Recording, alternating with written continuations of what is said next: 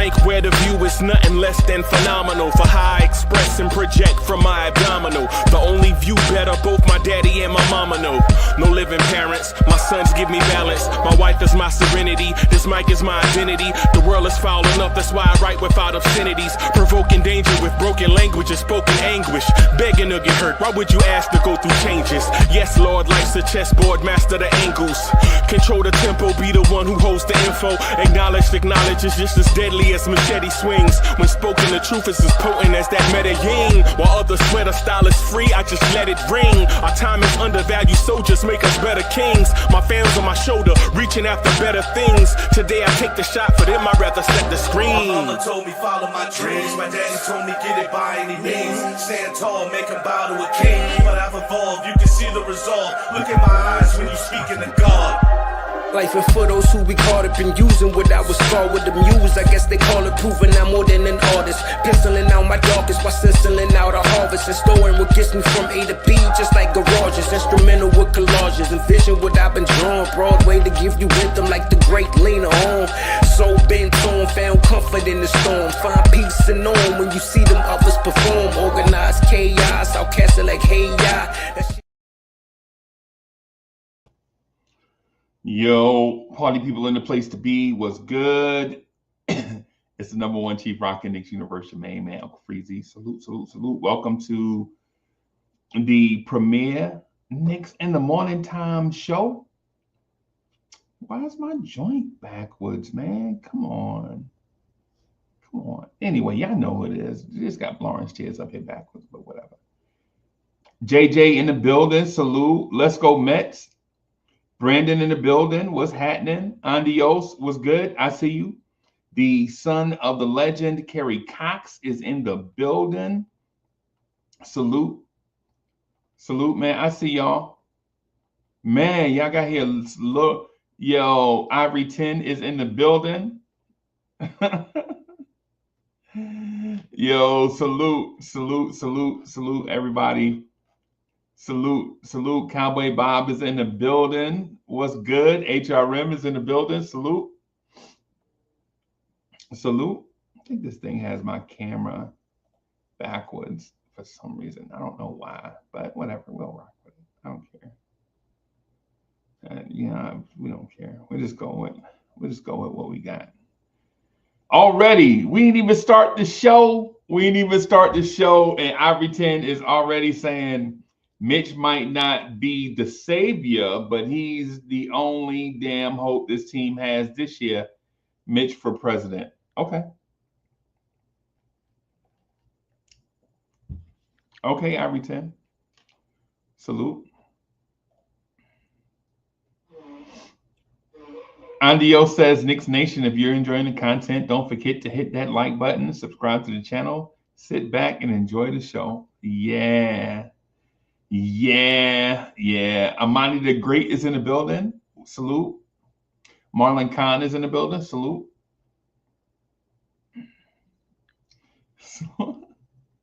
Wacko is in the building. Salute. Salute. Yeah, man. Before we do that, man, I just want to say a little something. So I hadn't been, man, the work schedule has been a little crazy. So we got a sick day and we're going to take it, rock with y'all, leave from here, go get some lunch, and get ready for Knicks freestyle tonight.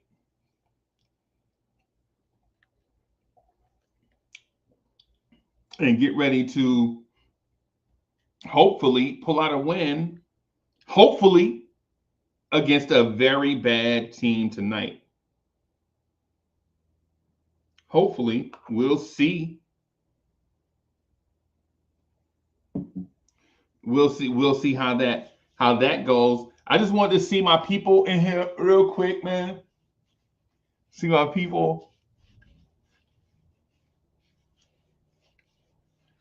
Trying to keep Trying to keep the skin and beard moisturized. I know how that is. Gotta stay fresh. Sherwin is in the building. Salute. Salute. Man, Brandon, hey, I'm sad to hear that, man. There's something going on around here, man. It's just crazy, something weird happening, but you don't really expect. Well, I guess you can expect that towards the end of February. Sherwin comes in the door, says good morning. Mitch, welcome back. You are here to help Sorry Cat out on the defensive end. Okay. All right. So let me do this. All right. So sports have a funny way of making legends out of mortals, of turning flawed players and men into myths, of giving us comeback stories we never asked for, but ones we can't help but watch. And here we go again, staring down one of the most dramatic, desperate, and let's be honest, reckless attempts at salvation in a time where the perception is that the Knicks are struggling.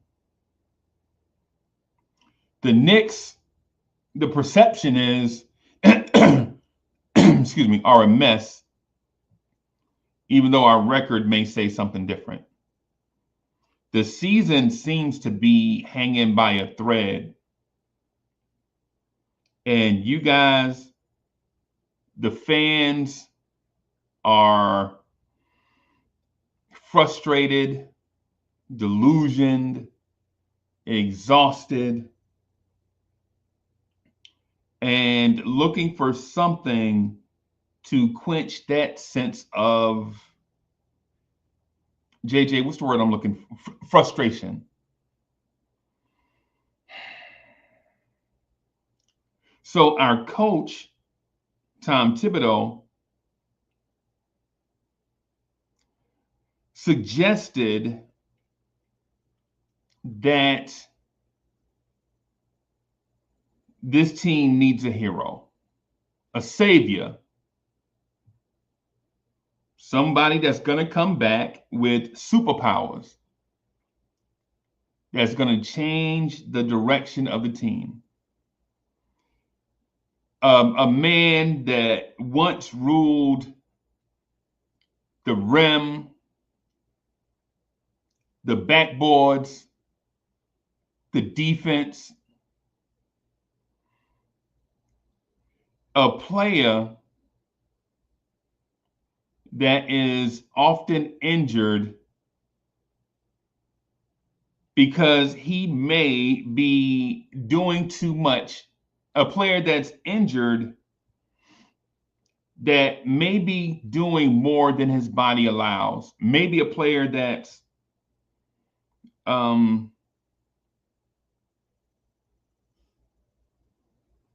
putting too much of himself out there on the floor, laying it all out there on the line, right? Leaving it all out there on the floor. I'll say it that way. And now he's on the verge of coming back.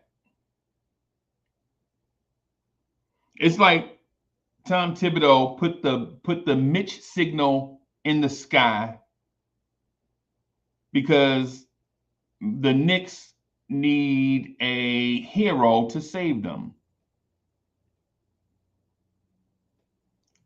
Not because Mitchell Robinson is the missing piece. Not even because he'll be 100% healthy when he returns. but because desperation makes a fool of all of us.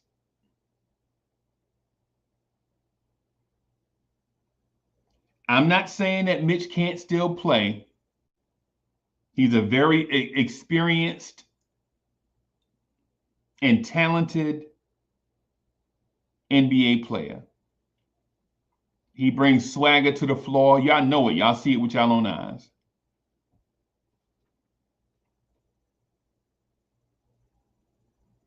But what you do know is he can flex a good game, right? But let's not rewrite history, right? The reason why he's not here and hasn't been here is because he has been injured. And not injured in a graceful way either.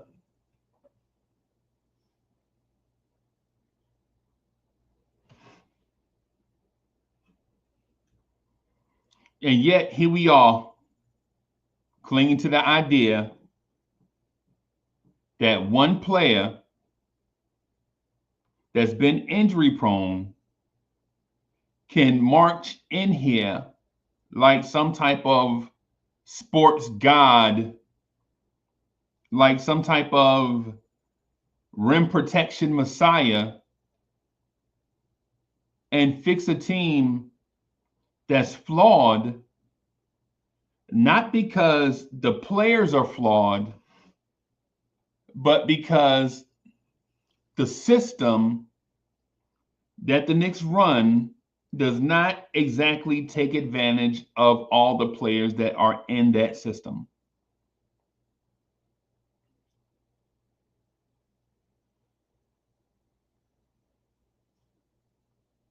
The front office did their job. They did what was asked of them. The media is hungry, and they're looking for something to talk about. And Tom Thibodeau gave it to them. The fans,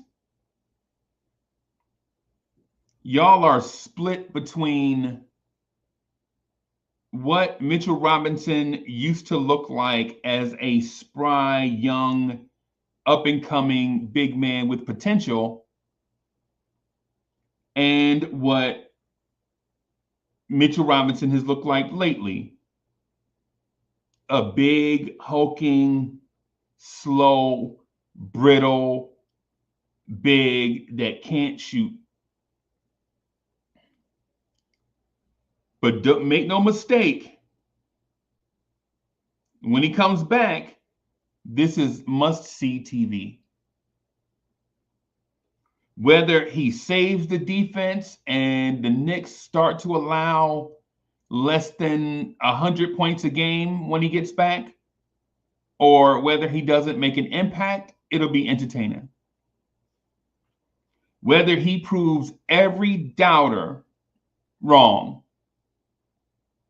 or whether this Mitch thing crashes and burns again for the third straight season, this is the kind of drama that New Yorkers like.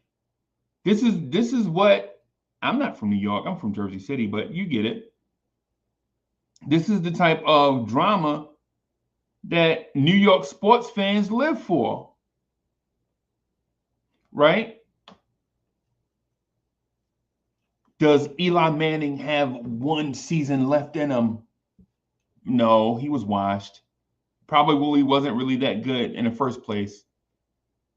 Can Reggie Jackson take this Yankees dynasty into the 80s? No. He gave you all he had in the 70s, basically. But regardless what side you're on,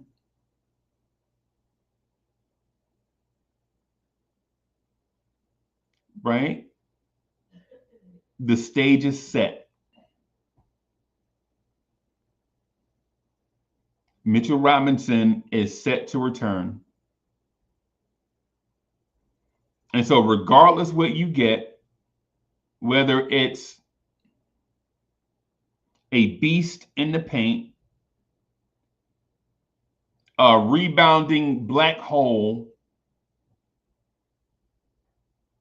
the Secretary of Defense type of rim protection, or the injury-prone, oversized, slower, big with no offense that clogs the paint, whichever version we get, whichever version that we get of Mitch, the one thing that we can't say about this event is that it is not entertaining.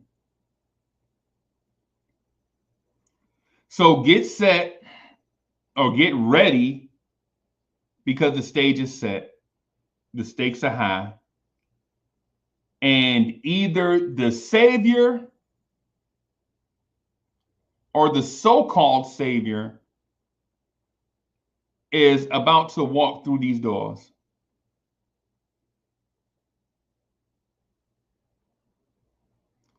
And so the question remains, is Mitchell Robinson here to save the Knicks, or is he here to help the Knicks fall even harder? And there it is. That's how I feel about this thing. Right? Mitch is going to be one of two things. There is no middle. We already know that. The middle ground is a developed Mitchell Robinson that comes back with a handle and some type of jump shot, some type of offensive threat at the rim. Somebody that's going to come back and make his free throws. That's the middle ground. But you guys know that there is no middle ground with Mitchell Robinson. Either you're in the Mitch hive or everyone else is stupid. That's how this thing goes. Either you are Mitchell Robinson can walk on water, or everybody else is stupid.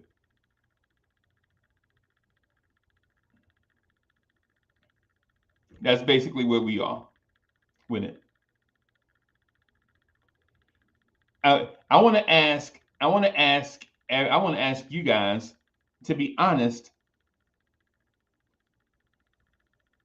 about how you feel about Tom Thibodeau calling Mitchell Robinson the starting center.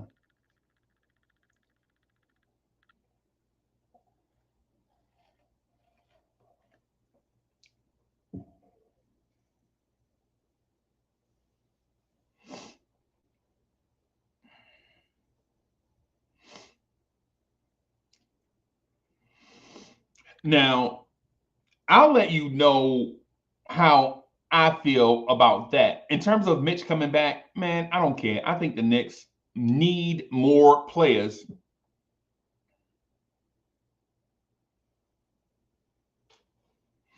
I think the Knicks need more players.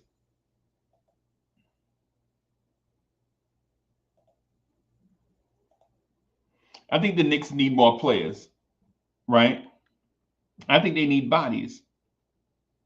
The more bodies, the better.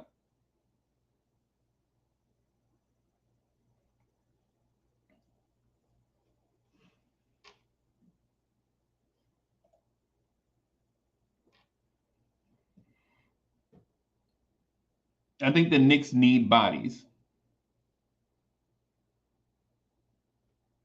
So when Mitchell Robinson comes back and he takes Landry Shamet's spot, I'm down for it.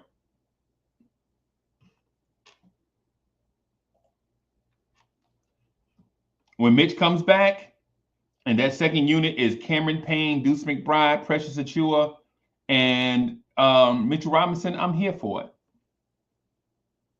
Right?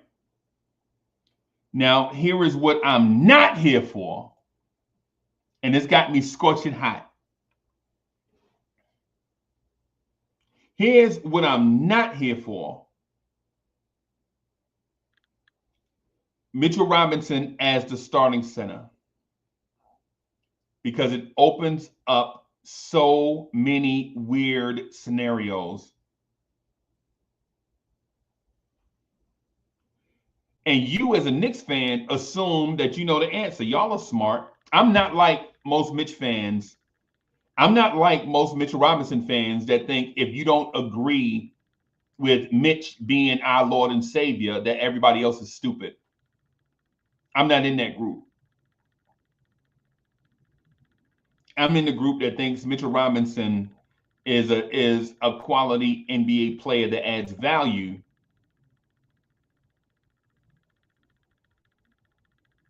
Right? I think Mitchell Robinson is a quality NBA player that adds value to a very good NBA team and a smart front office. I'm not in that group of people that think Mitchell Robinson is the cure-all.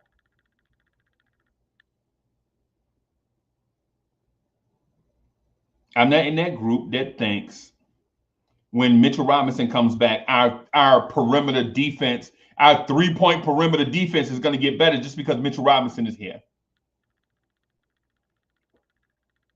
I'm not in that group.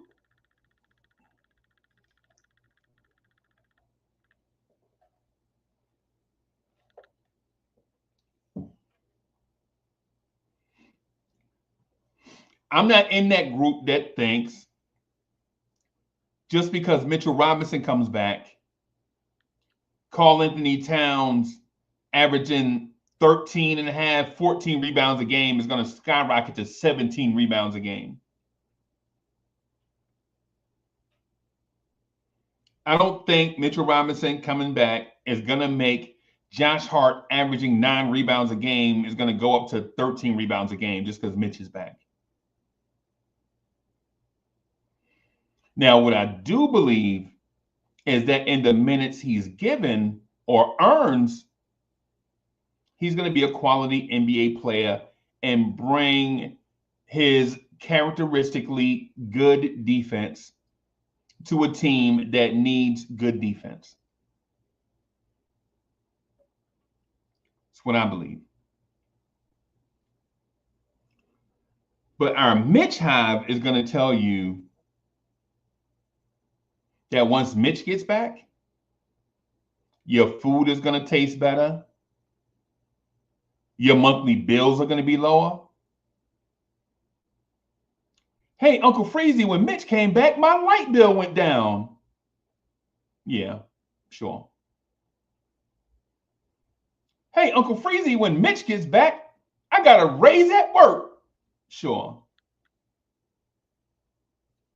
Sure it did. Sure you did. I'm positive it happened because Mitch fans said so.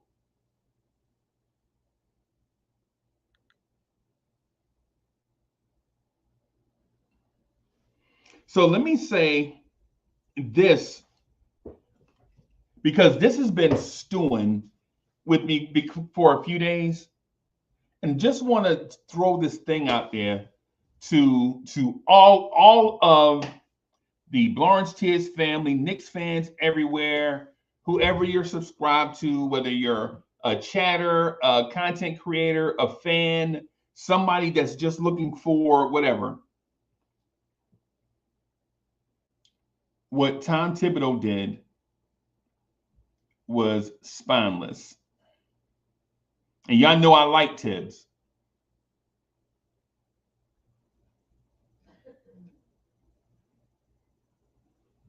Y'all know I like Tibbs.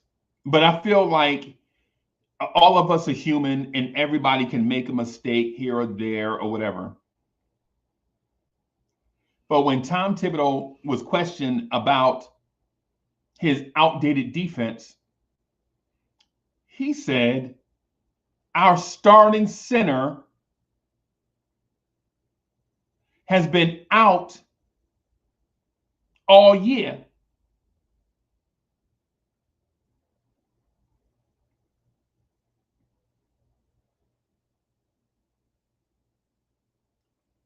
That man said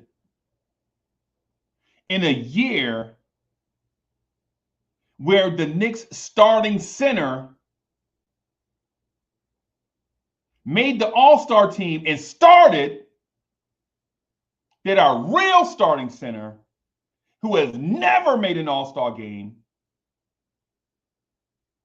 never made an all-defensive team, never averaged a double-double, never led the league in blocks, has zero accomplishments on his NBA resume.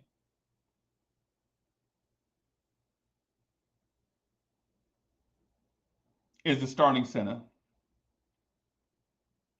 And he said that assuming that you, the everyday, hardcore, and deservedly so, Knicks fan, is going to believe it and take it with a grain of salt. Like, I'm just going to slip this part in right here, and they'll never catch on to me not having any answers.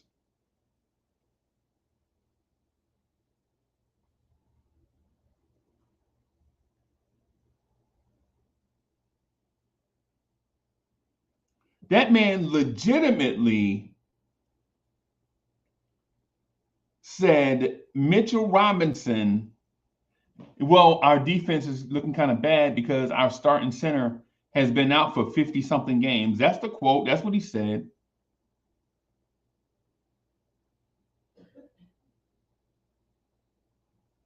That's what he said. But in actuality, the Knicks starting center not only made the All-Star team, he was the starter. And not only did he start in the All-Star game, he is on pace to be All-NBA.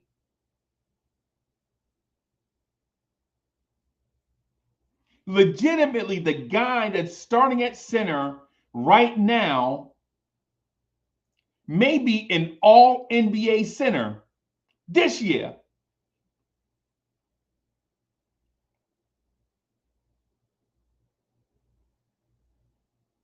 The Knicks legitimately can have 2 All-NBA players this season.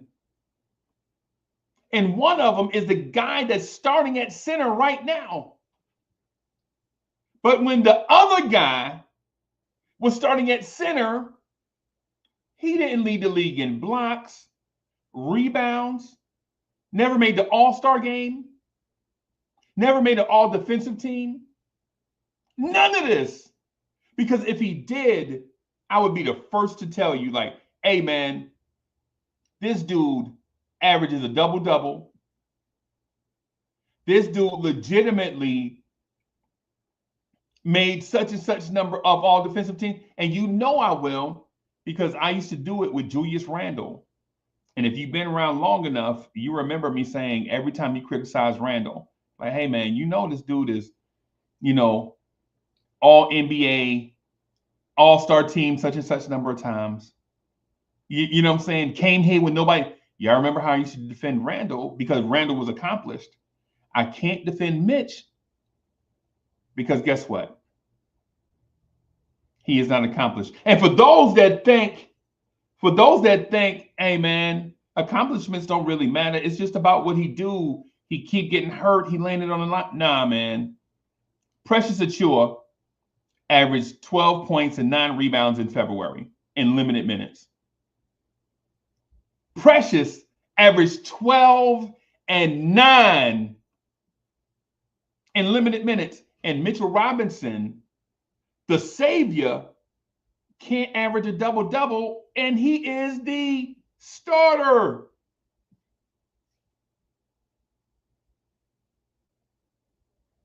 And this is not about me bashing Mitch, because y'all know I love Mitch. And the only thing about Mitchell Robinson that I don't like is sometimes he get real teenagery on social media, like with these weird posts. Anything outside of that, I love Mitchell Robinson. But I'm a Knicks fan first. I'm a Knicks fan first.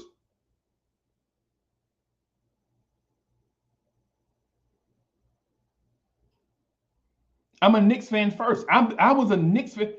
I've been a Knicks fan before I really even knew who I was as a person.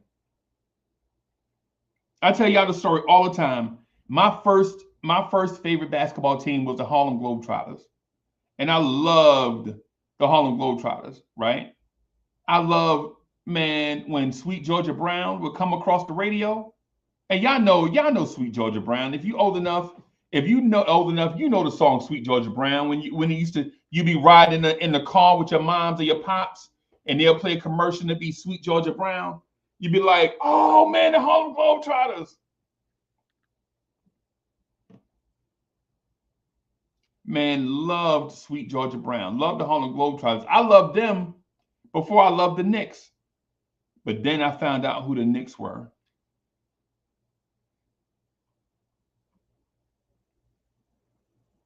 But when I found out who the Knicks were, that was it. Sorry, Meadowlark Lemon. My new favorite point guard is Clyde Frazier. Sorry, Curly Neal. Sorry, Curly Neal. My new favorite off guard is Earl of Pearl Monroe. I'm sorry. It's just how these things happen. Right? But to the point that I'm making is Tom Thibodeau, to me, looks like a lame duck coach with no answers. Tom Thibodeau, to me, looks like a lame duck coach with no answers. Tom Thibodeau, to me, looks like the coach that knows an impending move is coming, and he's desperate for something.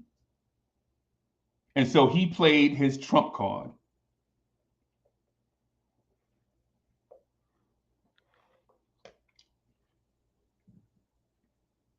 Tom Thibodeau played his trump card. An impossibility.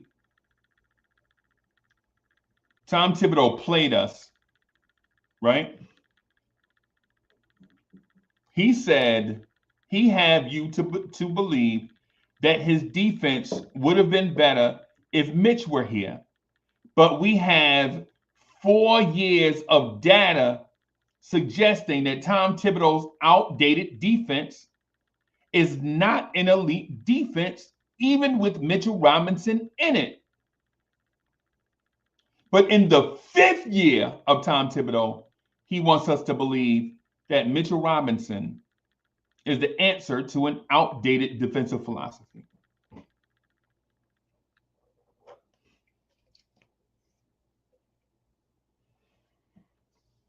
Tom Thibodeau wants us to believe that Mitchell Robinson not being here is the reason why this defense is not a good defense. Not the fact that he won't vary that defense. Not the fact that he won't adjust defensively in game.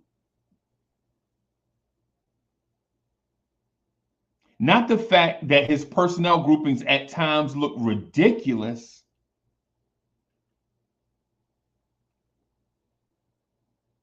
Not the fact that you play Cameron Payne, Deuce McBride, Landry Shamet, and Precious together.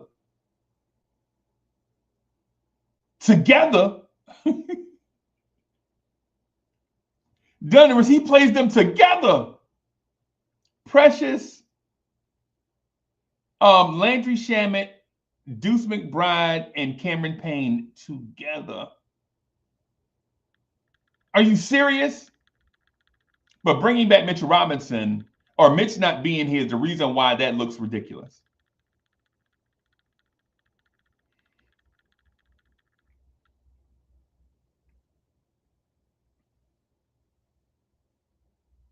But here's my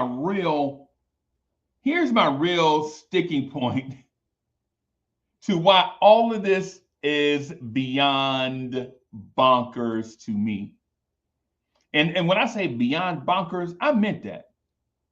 When I said beyond bonkers, I meant beyond bonkers. If Mitch is the starting center, that means a very good starter has to go to the bench.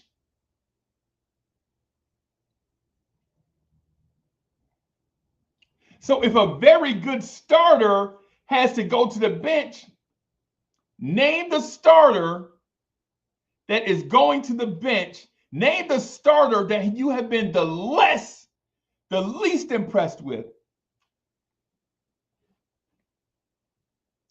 Name the starter that you have been the least impressed with. And Mitchell Robinson is sending that guy to the bench. So Andre Bryant says the starter that he has been the least impressed with is Mikal Bridges, which makes, man, listen, the punchlines write themselves. Because now you're telling me that the Knicks traded 6 first-round picks for a guy that's going to be the second guy off your bench. If Mikal Bridges goes to the bench, the Knicks paid 6 first-round picks for the dude that's going to come off the bench behind Deuce.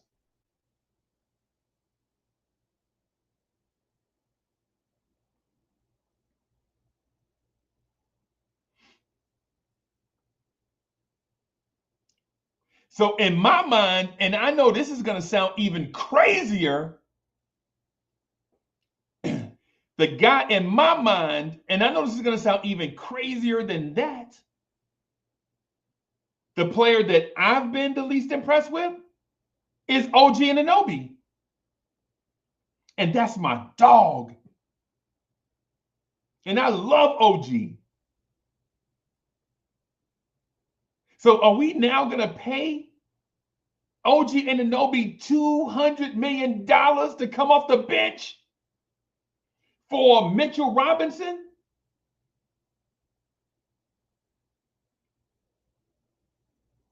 Josh Hart can't come on. Josh Hart leads the Knicks in triple doubles. How are you going to let the triple double king come off the bench?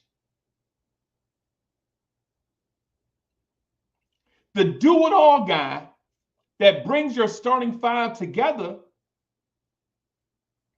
you put him on the bench, and then now it's just 5 dudes out there for Mitchell Robinson.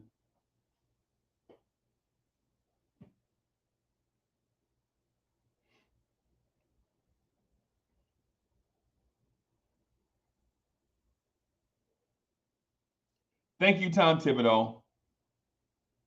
Thank you, Tom Thibodeau, for being a lost and confused, outdated coach, desperate for a narrative, and this is what you created. The content creator is going to eat this up, Tibbs. I'm sorry. We're going to talk about you even after you're gone for saying this. Right? Tom Thibodeau saying they've been without their starting center for 50 plus games is like David Fisdale saying you eat what you kill.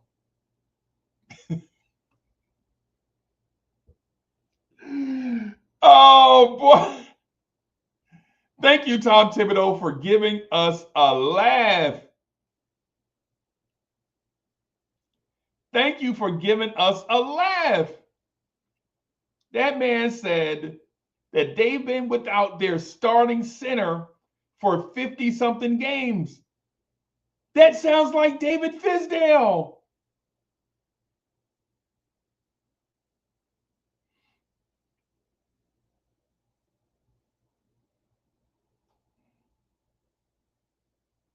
It sounds like something a desperate coach would say when they know that they don't have any answers to fix a problem that needs to be not addressed, but fixed.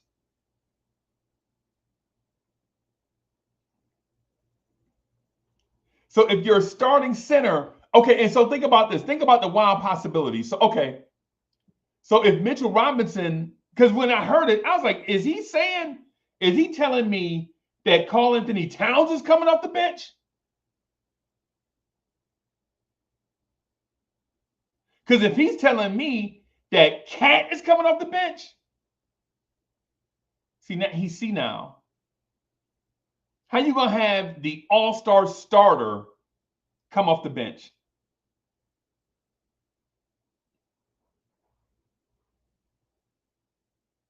See, the easy answer to that question is, hey, we don't have an immediate answer for the defensive issues. You know, these guys haven't played together long. 50 games, 60 games is not a big enough sample size to fix everything that's wrong with our defense. What we'll do is we'll continue to work on it, and it'll be a work in progress.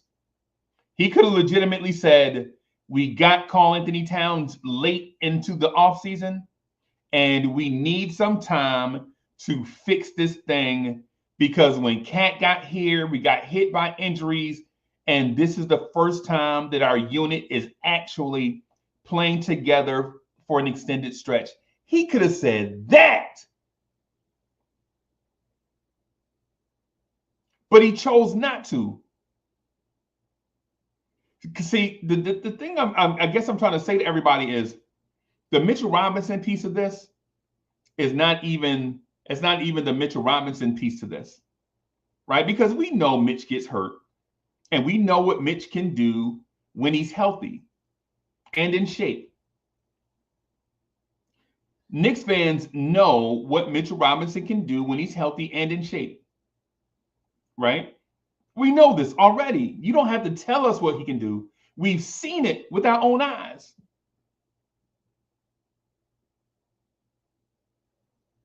But to say the starting center has been out for 50-something games, when at every opportunity, you, Tom Thibodeau, chooses to bench Mitchell Robinson every chance you get.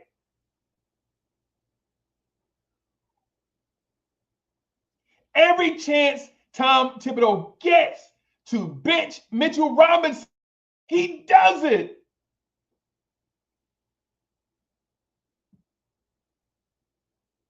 Every time Mitch starts to develop in what we think Mitch should be based on evolution, progression, and development, Tom Thibodeau benches him. Or ask Mitchell Robinson to do something weird. Hey, Mitch, listen, man, you're getting pushed around too much, man. We need for you to put on 40 pounds. We need for you to put on 40 pounds and come back looking like the Hulk. And then when he comes back big and bulky and slow, Tibbs will bench him like, hey, man, we need a mobile big out here. When he was a mobile big, you said he was too little. When he was Hercules, you said he was too slow. And all these things lead to Mitchell Robinson injuries, and we have these weird conversations about Mitch when it has never been about Mitch. It has always been about Tibbs. Every opportunity that Mitchell Robinson has to start, Tom Thibodeau tries to find a guy. He benched him for Nerlens Noel. Oh, I'm sorry, no, not Nerlens Noel. Actually, Mitch got hurt. Imagine that. Mitch got hurt and Nerlens Noel played. But he benched him for Isaiah Hartenstein.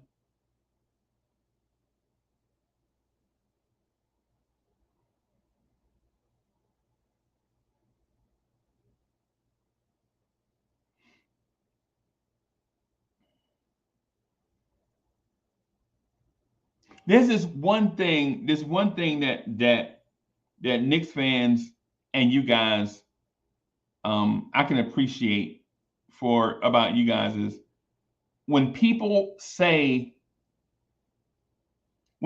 try to pull the okey doke on you, you at least recognize the okey doke. Whether you fall for it or not, you at least know it's the okey doke. Right? And what Tom Thibodeau did the other day is the okey doke. Whether you believe him or not, at least you know. Most Knicks fans will be like, man, I don't know why Tib said, I'm glad to have Mitch back. I'm glad to have Mitch back, but he ain't coming in here starting, playing on 30 minutes, and he been out a year. A dude coming off injury, dude been out for a year, and he coming back to be the starter. At least most fans are smart enough to recognize that, right? Here's the other thing, though. Here's the other thing to that.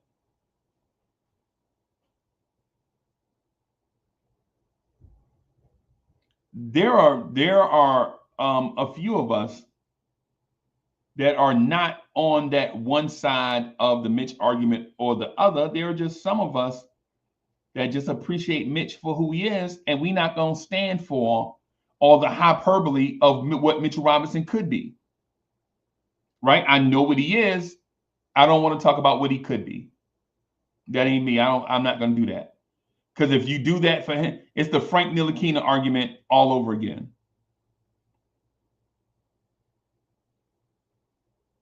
Right? It's the Frank Ntilikina discussion all over again. Don't go out and get a quality point guard because you have Frank. Right? Here's how crazy the Frank hive was. The 2018 NBA draft. The 2018 NBA draft. Remember, Frank was drafted in 2017, right? The 2017 NBA draft, you draft Damian Dotson and Frank Ntilikina. So you go into the 18 draft thinking you don't need a point guard because you have Frank. And so guess who we passed up in the 2018-2000 draft? The 2018 NBA draft. That's right, Jalen Brunson. Because we had Frank. We're not thinking about point guards because we're going to develop Frank. A number of point guards were in that 2018 draft, but you don't draft them because you're thinking about developing Frank. It's the same thing about Mitchell Robinson, right? I think Mitch was in that 2018 draft. So you have Mitchell Robinson, and you're thinking that whatever you have at center is just a placeholder until Mitch gets back.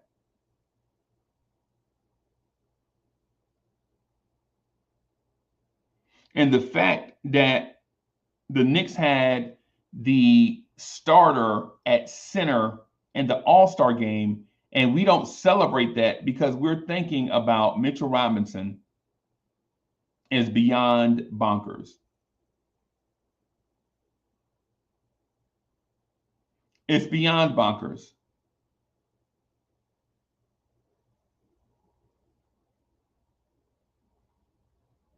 The fact that an unaccomplished second-round pick, injury-prone, but super talented player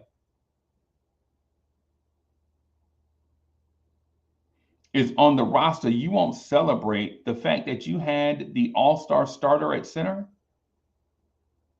He's shooting a higher percentage from three than your starting point guard. And yes, they both do it on high volume, by the way. Your starting center is a better shooter than your starting point guard, who we covet. But I did want to talk about this thing, though. One other thing I want to talk about really quick, or touch on again. If Mitchell Robinson comes back and he's the starter, who's going to the bench?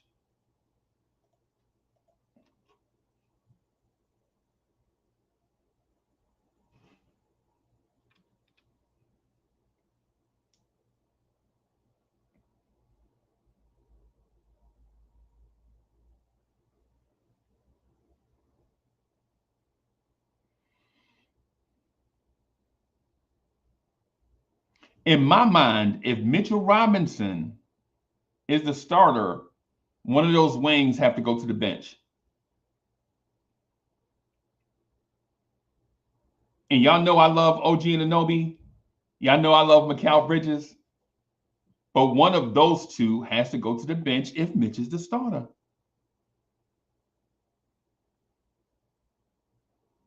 Because if Mitch is the starter, you have to have another ball handler in the game with Jalen Brunson. You have to have a legitimate ball handler in the game with Jalen Brunson. It can't be such and such can handle the ball in certain situations. No.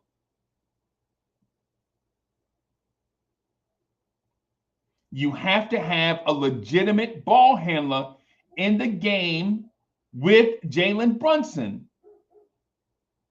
Because you put Mitch on the floor, Mitch is not a ball handler.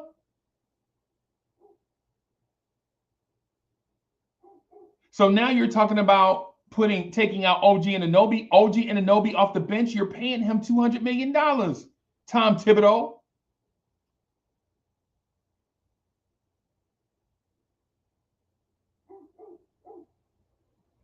And if you bench, so here's the thing. In that scenario, Brunson's not getting benched. I'll fire Tibbs myself if he even I think I'd quit if Tibbs even mentioned Jalen Brunson in any lesser role. I think I'd be on the verge of being in the chat for the Brooklyn Nets. I ain't even gonna lie to you. If Tom Thibodeau says anything about Jalen Brunson, anything, he may not talk about Jalen Brunson defense. He may not talk about Jalen Brunson. He may not say a word about Jalen Brunson.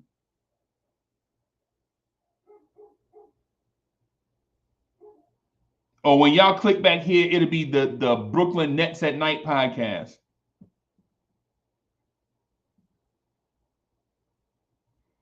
Y'all click back here, it'll be the Hornets at Night podcast.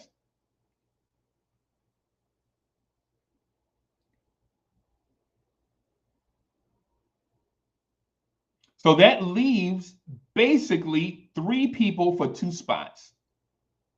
Because you're not going to bench Cat. Because if you bench Cat, don't that defeat the purpose?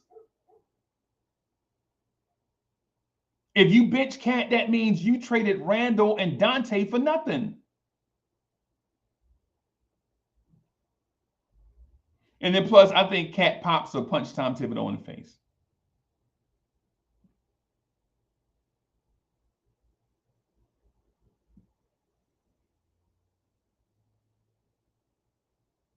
I think the obvious choice is either Mikal Bridges or OG Anunoby.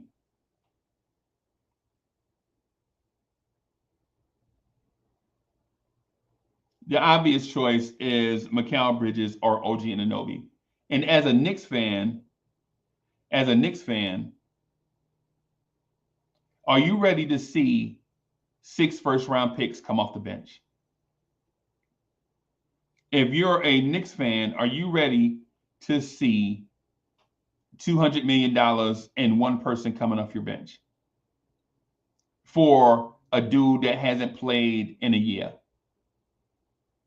or so, right?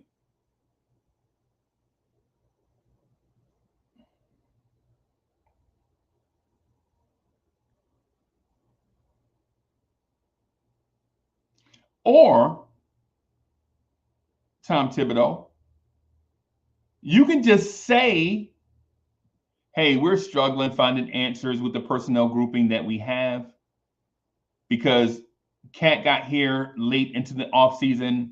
Precious Achiuwa missed a bunch of games early on. Deuce missed about 9 games or so. And we're struggling finding the right mix on defense and the scheme that go with them because we haven't played enough games together. Tom Thibodeau could have said that, but he chose not to. Tom Thibodeau chose to play y'all like fools. Now, you can get played like a fool on your own or unintentionally, but you are being played as a fool, right? The thing is, listen, Tibbs, if you playing me like a fool, at least let me go along with it. Let me do it on my own will. Don't try to play me like I'm stupid.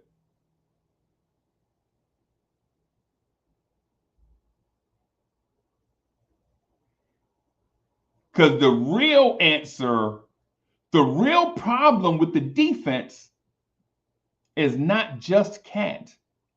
Because Cat don't, in my mind, I like Cat as a player. I like him as a person. I love his offense. But defensively, he don't care. Karl-Anthony Towns don't care nothing about no defense. He don't. Cat don't care about defense. And y'all can put it in the chat like, man, Uncle Freezy, man, why you hard on Cat and Mitch? I'm not hard on Mitch. I know who Mitch is. I know who Cat is. Cat don't care about defense. You can see it every game. He don't care. I saw that man run by a shooter to go get a rebound. Like, wait a minute. You didn't contest a shot so that you can go get a rebound? I saw it with my own eyes.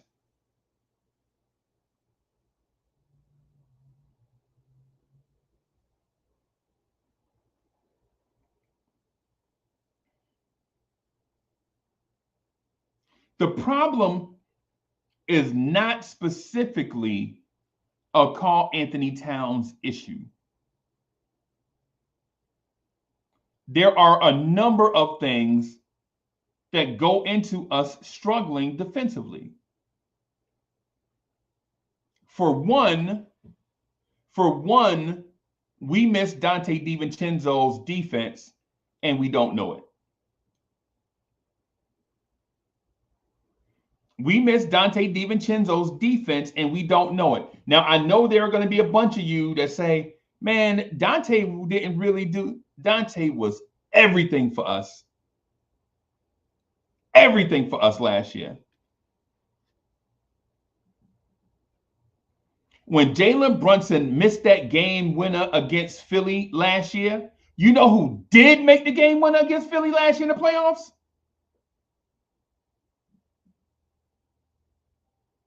When Jalen Brunson missed that game winner off the wing in game 2, y'all remember that? Anybody there? Anybody remember the former Knick Donte DiVincenzo? Anybody remember that? Anybody remember how the Knicks looked just like this last year when Quentin Grimes was the starter? Remember when Quentin Grimes was the starter? Anybody remember that? And then do you remember what the Knicks looked like when Tibbs benched Grimes and went to Donte full-time? The Knicks took off just like that. Of course, coupled with, I think Mitch got hurt and Isaiah Hartenstein became the full-time starter around the same time, right? Anybody remember what the defense and offense looked like with Hartenstein and Donte last year? Took off. Out of here.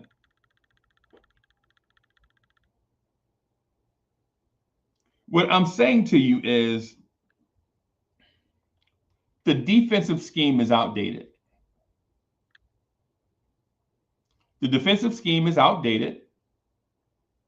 The defense was designed to stop the pick and roll, but never evolved to stop the three-point onslaught that teams commit to every night.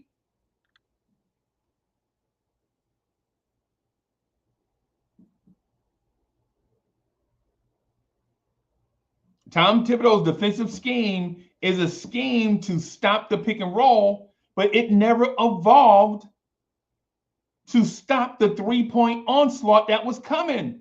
And if you think teams are going to slow down shooting threes now, you're crazy.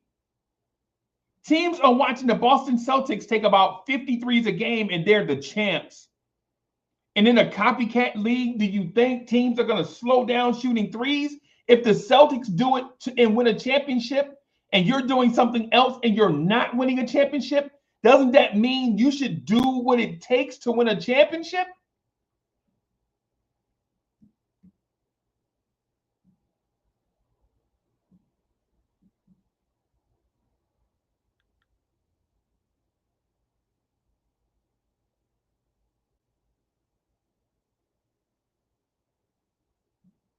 The defensive scheme is the main issue, right?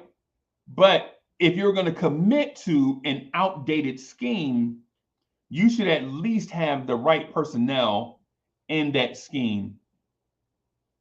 But we can't. You cannot put the correct guys in Tom Thibodeau's defensive scheme because it eliminates scoring. We're not in an era where you're going to win a game 105-98 anymore. Back in the day, you can beat a team 105-98, right? You're not going to do that many nights in the NBA. Not now.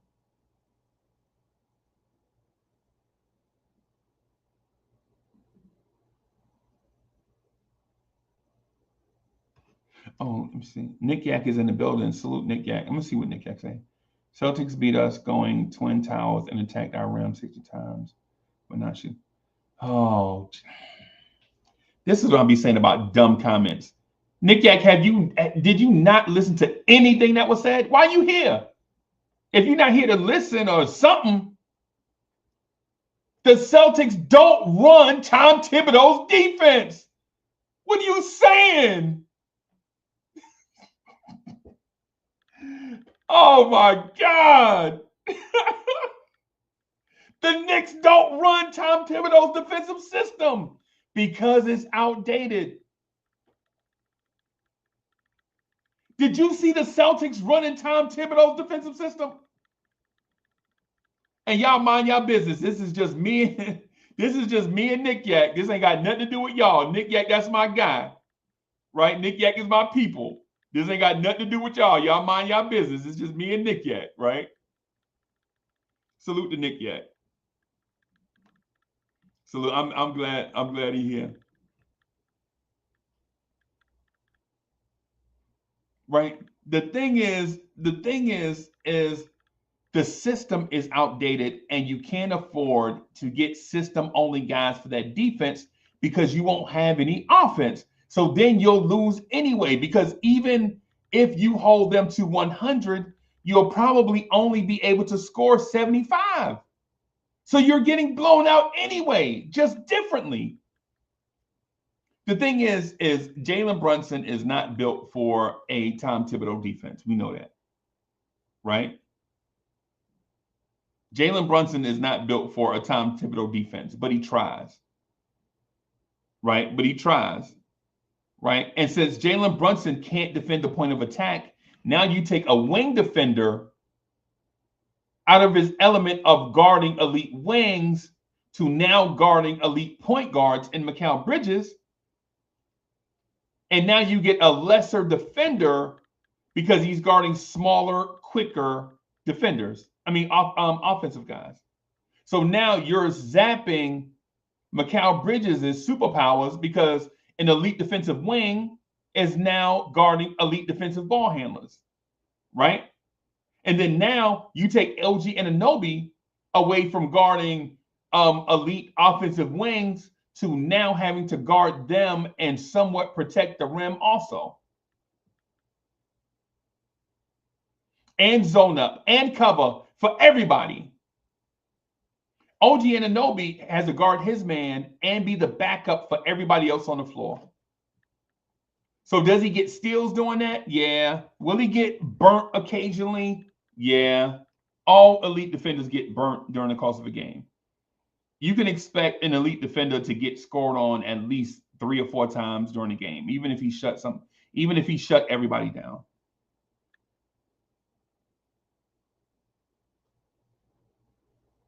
Right? So you move Mikal Bridges, and now he's exerting all this energy guarding John Morant's, Steph Curry's, Trae Young's, whoever, Jalen Suggs, Kobe White, right? You zap his superpower doing that. Now OG Anunoby is guarding all of the everybody's.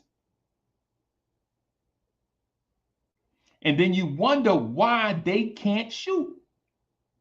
It's easy why they can't shoot. That's easy.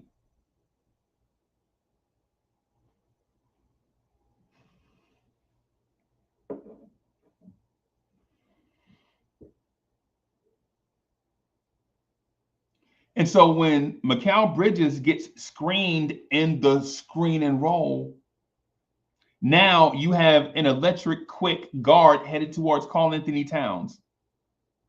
Now, what's Cat going to do? Is Cat going to go up to that guy, leave the rim area, go to that guy that has penetration?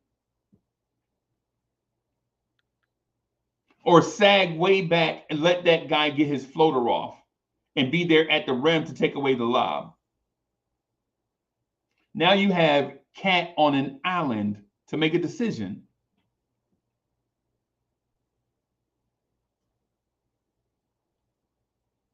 You know why Cat has to make a decision?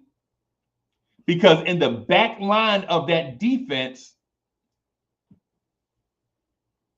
you have a 6'4" Josh Hart there protecting the rim behind Cat. And y'all blame that on Cat. Tibbs has been telling you the whole time the issue is size. Tom Thibodeau is not dumb. Tom Thibodeau is super smart. He knows that his defense can't function with Cat and Josh Hart at the rim. Because if you pull Cat away from the rim, and most teams are going to do it, it's the smart thing to do. Get Cat in the pick and roll and have Josh Hart and Jalen Brunson rotate behind OG Anunoby and Mikal Bridges. And you know Brunson ain't doing it. Brunson will take the charge first. And listen.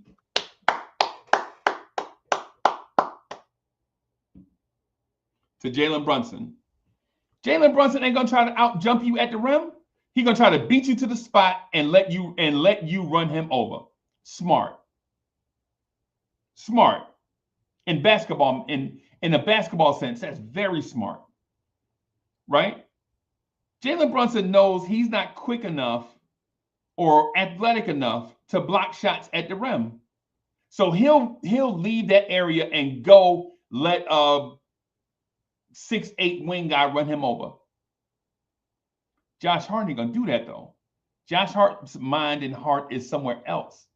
And Josh Hart's mind is, if they miss, I'm gonna grab this rebound and go score on the other end. If they miss. But the question to that is, what if they make it? Then Josh Hart's gonna be under the rim looking around like, hey, what? Y'all see it every game. Josh Hart under the rim doing this. Yo, what's going on? How did that man get to the rim? Josh, you know that was your man. Stop being, you know, if you're grabbing 9 rebounds in a game, you know you have paint responsibility.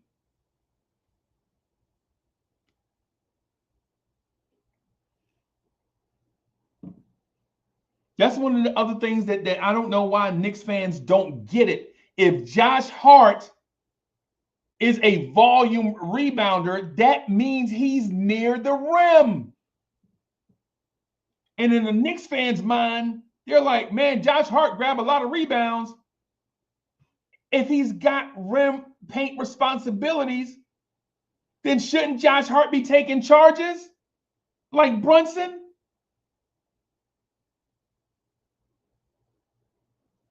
When's the last time y'all saw Josh Hart take a charge? If Mikal Bridges is your point of attack defender and OG Anunoby is your wing defender, and Cat is your rim protection, that means Josh Hart and Jalen Brunson have your baseline coverages. And you know this to be true because you see Jalen Brunson take charges all the time. And you see Josh Hart grab rebounds all the time.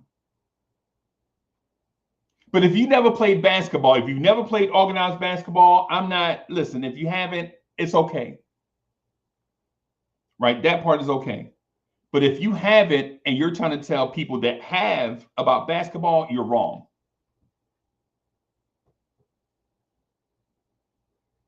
It's one of the things that we laugh at behind the scenes. Like people are like, yo, Cat rim protection is trash. No, the Knicks rim protection is trash.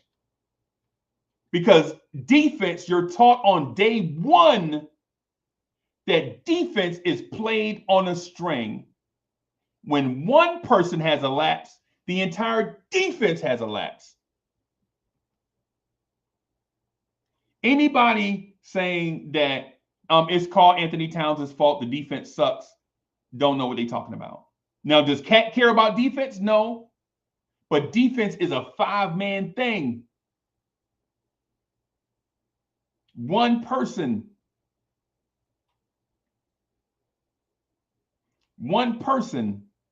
is not responsible for the five-man unit on defense. They all have to play together on a string. Does Cat care about that, though? I don't think so. Is he an offensive weapon? He may be one of the best offensive centers the league has ever seen. Ever.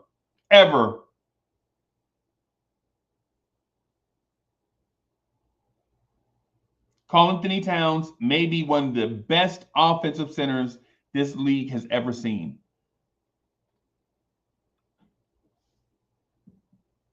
Is he a good defender? I think Cat is a good defender when he's guarding one-on-one, but when you put him in rim protection, he's awful. It's like he don't even care. If you ask Cat to go guard a guy, like, Cat, this is your responsibility. Just shut this man down. Hey, man, Cat can do that. He can do that, and he can do that good. But when you put him in rim protection, that ain't his thing. That ain't his thing.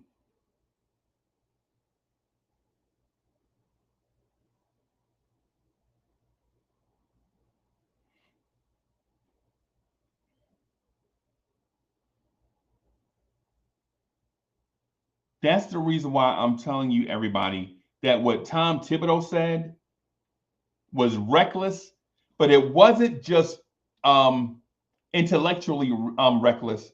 It was desperately reckless. Like, Tom Thibodeau didn't sit down and think about this for 2 weeks and say, this is what I'm going to say if this question is asked. I think Tom Thibodeau knew the question was coming and he didn't have an answer for it, and he knee-jerked into a bad whatever.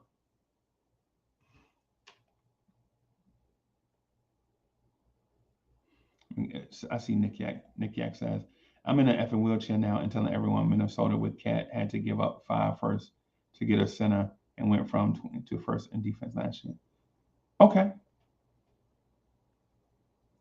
Rudy Gobert didn't solve their defense.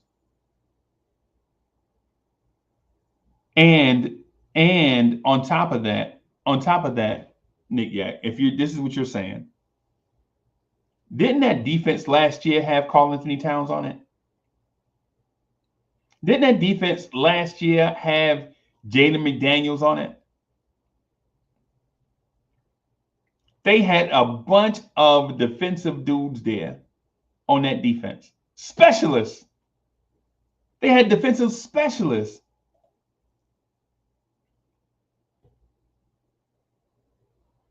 And on top of all of that, Karl-Anthony Towns carried them in the playoffs. For those of us that actually watch NBA games, we saw Karl-Anthony Towns carry them in Game 7 against Denver.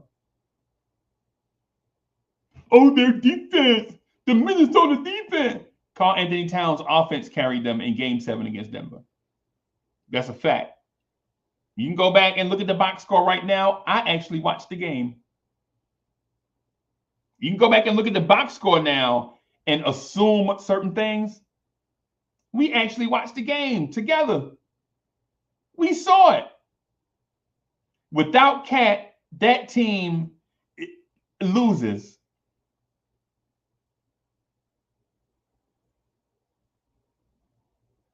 Right now, the Knicks have the best record a Knicks team has had since 1996.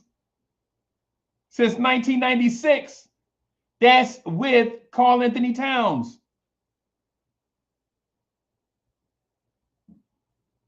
What are we saying? What are we talking about?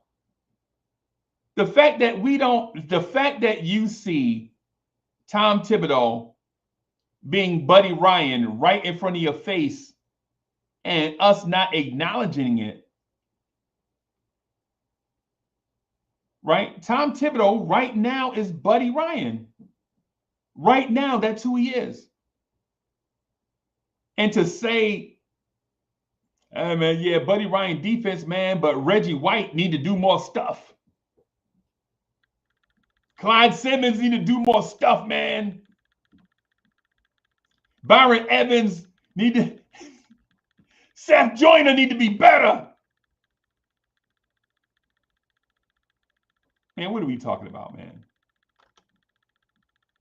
What are we talking about?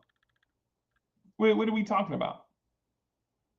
Knicks fans, we can't let people just tell us all types of random stuff and take it to be gospel. The Knicks never said for a moment at the beginning of the season that Mitchell Robinson was the starting center. And now, after they have no excuses, no answers, they say, oh, yeah, the reason why we suck is because Mitch is not here. Really? You're going to tell us that in February? You couldn't have told us that in November. Remember, we were losing bad games in November. We were losing bad games in October. And nobody said a thing. But since none of the answers make sense, they chose to be desperate. They chose to be desperate. That's what it is.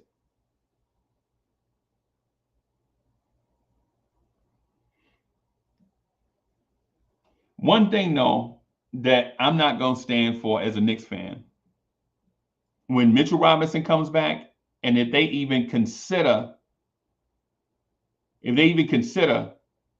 say anything about Jalen Brunson, I'm going on a rampage. Right? I'm telling y'all now, not because I'm planning a rampage, it's because I don't know if I have the emotional stamina to sit through another disgusting Knicks moment. I'm not planning a rampage. I don't want to. I don't want to do that. I just can't take another emotional beatdown from the team I love doing stupid stuff. When Mitch comes back, Mitch needs to come off the bench. If Mitch comes back and he's the starter and Mikal Bridges comes off the bench, I'm going crazy, bro.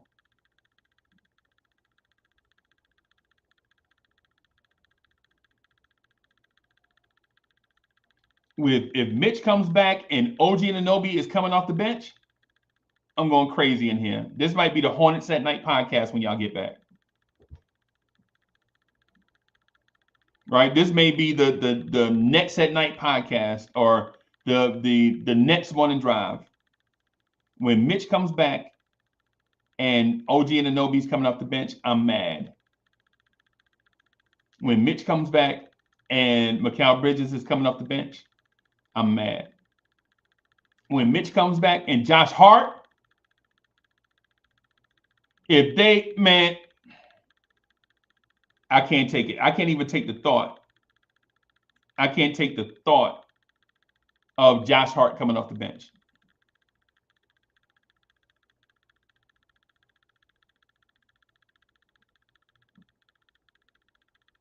Tom Thibodeau is desperate because his outdated thing can't be fixed. And Tom Thibodeau, that's why they call it outdated. That's why they call it outdated, bro. There's no pick and roll coverage 2.0 or no upgrade that will upgrade itself 3 o'clock in the morning for your defense. Scrap it. Scrap it. All right, everybody. I'm out of here. Y'all enjoy y'all lunch, man. It was good to see y'all, man. We're gonna do Knicks freestyle tonight at some point.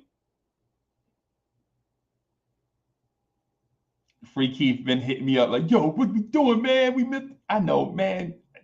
Bro, it's work. We, work schedules and stuff. So if you like the chat and enjoyed the chat and everybody rocking in the chat, man, hit that like button. Consider subscribing to the channel. I'm out of here, y'all. Peace.